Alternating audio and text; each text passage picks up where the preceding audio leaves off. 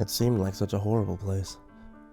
Walls painted with a lime green fading into a urine yellow in places, plaster visible and crumbling to the floor in handfuls. Dark warnings, scrawled into them like foreboding poetry, told in nightmarish haiku. Even the lobby was a hellish place, filled with mind-deserted shells of what once were functioning human beings, bumbling about in what seemed to be a mass drug-induced confusion.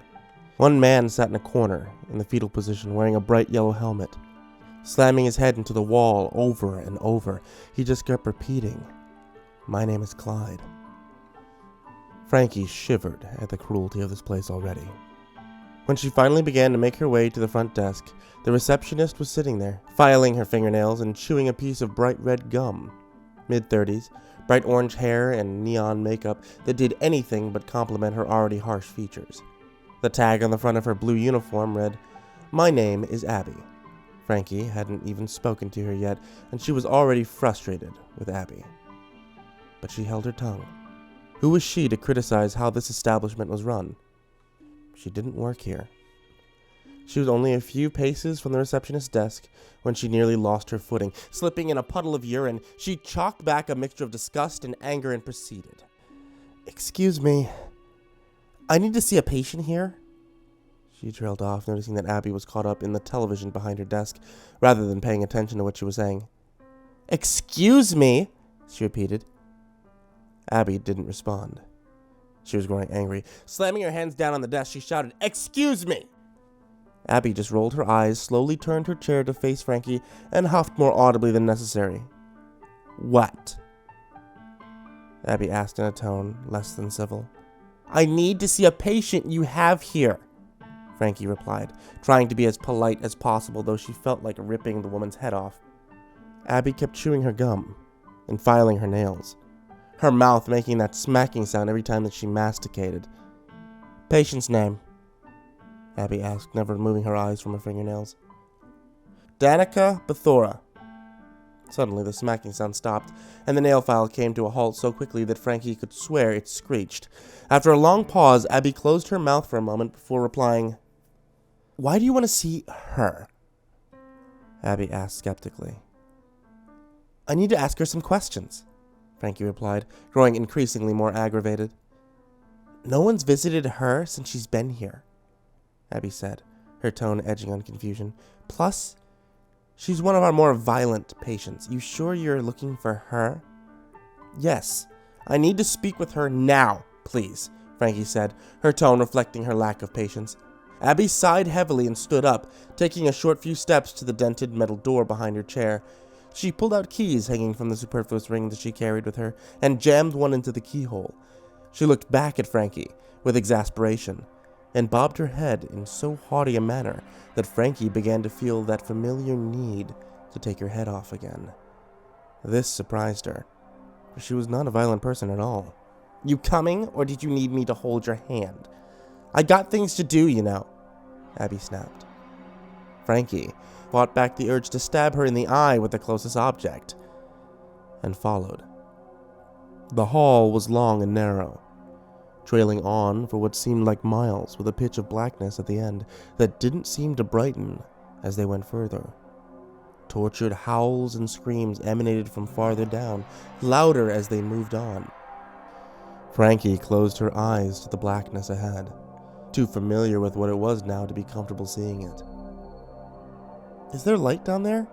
Frankie asked. Abby just laughed at her, mocking her before replying, "Sounds like you should be in here with her." Frankie sighed and continued on. Fortunately, there was light. They were just too far from it to have been able to see it right away. But at the end of the narrow hallway was a mass of locked doors and random noises from moaning floors and old rusted pipes. She could hardly believe the condition of this building. Couldn't believe that people were allowed inside it even. It was unlivable, and people were forced to live in it. Psychotic or no one should have to live in such miserable conditions. Abby halted abruptly at the door marked 3122564. An orange sign, badly frayed at the edges, read, "All visitors, caretakers, and staff must wear protective gear at all times when entering this room." Abby's keys jingled in her hands as she opened the lock. Abby was not wearing protective gear, and neither was Frankie. This hospital was a joke. Would she be hurt? Her concern was short-lived, but concern nonetheless. The door opened with a thud as Abby yanked on the handle, and a blinding light blasted Frankie's eyes when she looked inside. "Have fun," Abby mocked as she smirked and began to walk away. "I'll assume you can find your own way out." Frankie just glared at her as she walked away, and then focused her attentions on the door in front of her. The light was so bright, she had a difficult time seeing anything. Once adjusted to the blinding light, she opened the door further and inched her way inside, where she saw a pale-haired woman, though she had difficulty accepting her age. How could this woman be 66 years old? She was beautiful.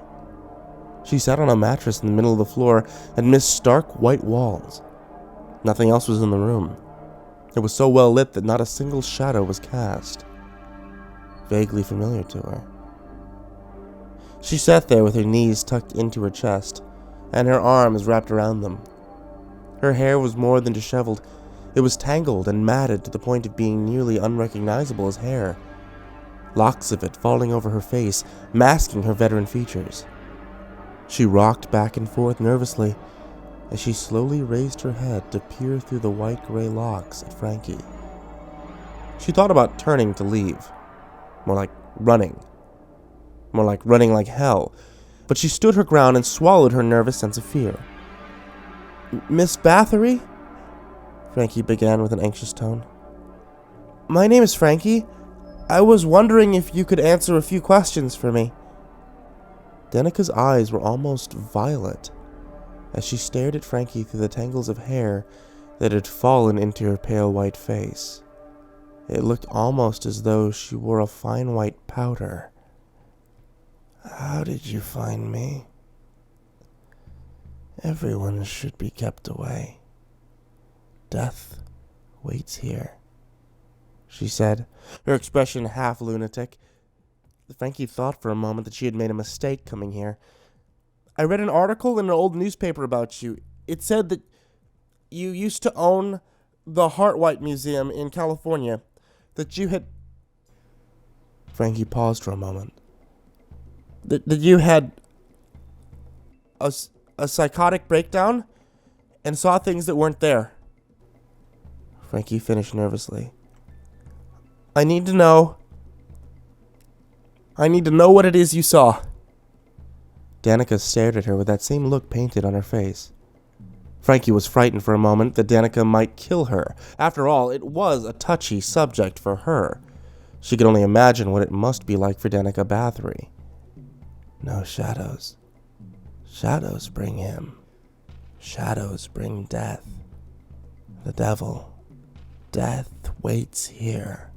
He waits for me. He waits for me to turn off the light so that he can have me again. He needs to eat. No shadows," she finally said, her eyes twitching and jutting all around the room that she sat in, as though she were crazed, searching for the slightest hint of what it was she spoke about. What she said made very little sense to her. "You know about the shadows?" Frankie asked in a soft voice. Suddenly the movement stopped, too suddenly. It was so abrupt that it made her even more uncomfortable than she already was. She almost wanted to back away. "The shadows," she said in a harsh whisper. "No shadows here. They come from the heart." She spoke up quickly and ran around her room in a near frenzy. "You see? No shadows, just light. They won't come from the light. It's okay here. It's okay here. It's okay here. It's okay here," she repeated, almost singing. "You should stay, my child. It's safe here." Frankie backed away as she passed her, but Danica was so quick to move back to her that she hadn't the reflexes to move away. Her face was only centimeters away from hers when she spoke. "Stay in the light," Danica whispered to her, eyes wide. "Stay in the light." With those haunting words in mind, Frankie backed out of the room as Danica slowly made her way back to her mattress, and in the exact same position that she started in. Frankie closed the heavy door and listened to the lock slide into place. Feeling a sense of remorse and urgency from the insane woman now that she could not explain. Somehow she knew. But she was so tortured, so tormented by her own mind, that when she tried to warn Frankie of something impending, only gibberish came out. As she made her way back down the desolate hallway, through the screams and creaks and moans, she knew that she would eventually have to come back to Danica Bathory, and somehow make some sense of what was happening.